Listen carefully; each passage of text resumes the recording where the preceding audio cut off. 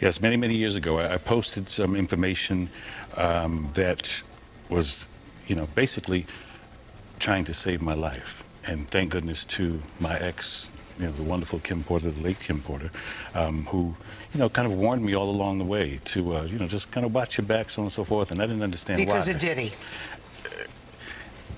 Basically. Do you believe that she died of pneumonia? Absolutely not. Why? What evidence do you have? She was in the best of health. We just saw each other prior to her passing. We were actually celebrating our son's new Netflix Christmas special, and she was doing just fine. In fact, we were all at the event together at Netflix in the lobby. Sean, myself, the children, all having a great time, and I'm, grabbing Sean like, what? And she's in the back going, stop, So it was a really festive opportunity just for all of us to be together, because it's nothing like the circus that's out here. Freak-offs, NDAs, drugs, abuse. But what if that's not the darkest part of the Diddy case? What if the real story is something no one's dared to say out loud until now? In a bombshell development, a former associate of Diddy, known inside circles as the Fixer, has allegedly told prosecutors that he was paid to cover up a death.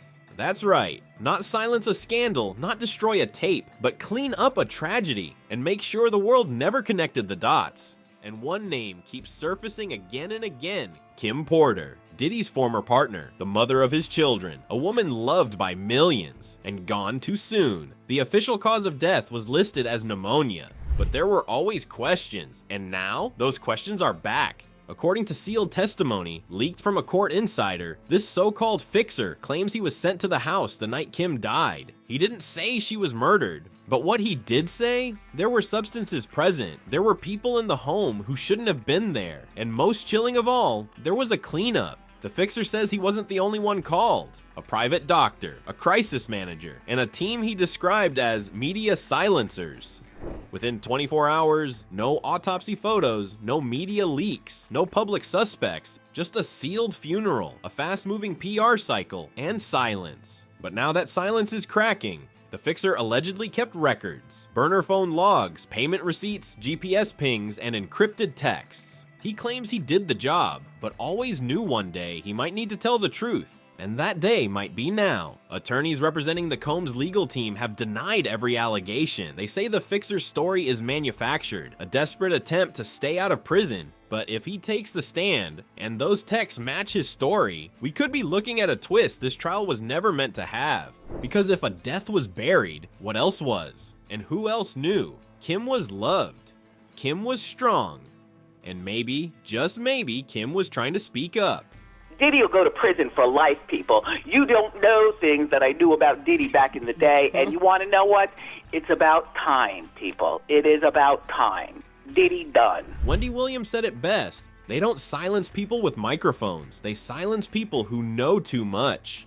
This fixer may be the most dangerous witness Diddy's team will ever face. And if he's telling the truth, the entire story we thought we knew is about to fall apart. Now here's where things get even darker. The fixer reportedly named others, not just assistants or bodyguards, but people in the media who were paid to look away, people who shaped the headlines, controlled the narrative. He allegedly described coordinated efforts to remove online articles, scrub search results, and redirect attention to other news cycles whenever Diddy's name came close to controversy. In his own words, according to court notes, "We made sure she died quietly." Let that sink in. We made sure she died quietly. What does that mean? Was it about her death, or about the response to her death? And if that's the mindset, how many other deaths or disappearances were handled the same way? Another document, not yet confirmed but discussed by two legal commentators, allegedly outlines hush payments made around the time of Kim's passing, payments to travel agents, event planners, even airline pilots, people who saw things, heard things, and were told to forget them.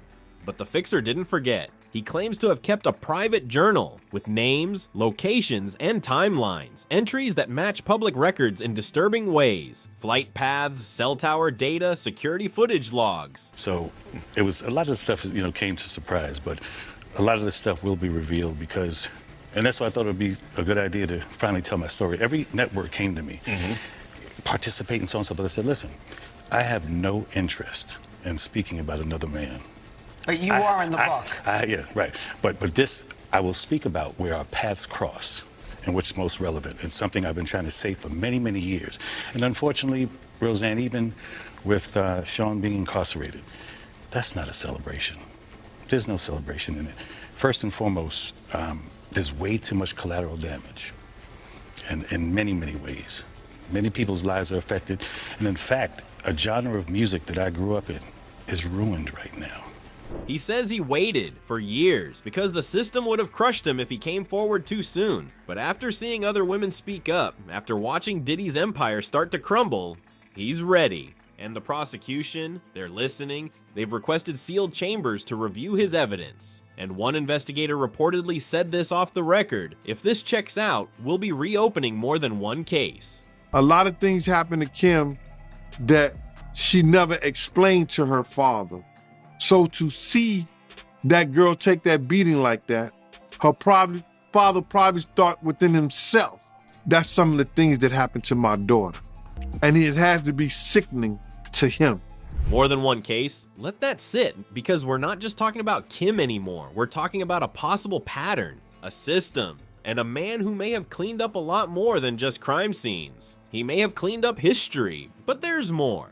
Allegedly, the fixer also referenced a safe house, a location known only to a few insiders where people were taken, either to hide, recover, or be pressured into compliance. Some of these guests, he said, left shaken. Some never came forward. One of them was said to be a former model briefly linked to Diddy in the early 2000s, who vanished from the public eye right after a private trip overseas. Was this just a coincidence? Or another silence operation? The fixer described hotel floors being rented out entirely, staff rotated, cameras disabled, everything choreographed. He claims there were cleanup protocols, ready-to-go kits that included burner phones, sanitizers, IV drips, and luxury bribes. To some, it looked like hospitality, but to those inside, it was damage control. And the journal, the one he's reportedly handed over to prosecutors, isn't just names and dates. It includes full diagrams, travel routes, flight manifests, even delivery logs from high-end medical suppliers. This wasn't just cleanup, it was infrastructure.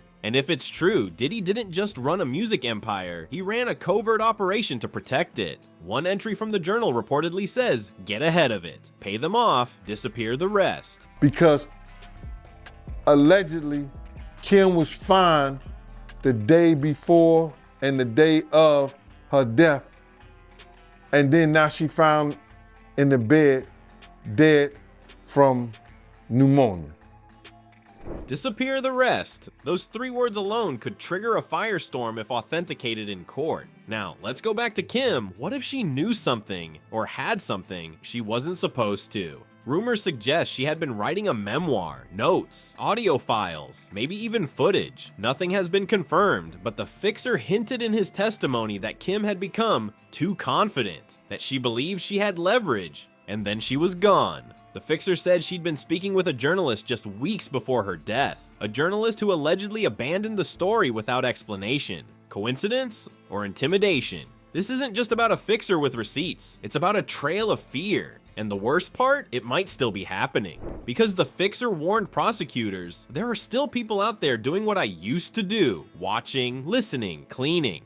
That's not just a warning, that's a system. This trial started as a celebrity scandal, but now it's something else. Now it's a reckoning. And if this fixer's files go public, Hollywood's days of quiet cover-ups may finally be over. Stay tuned. Because silence is cracking. And the next voice to speak might be the one they feared the most.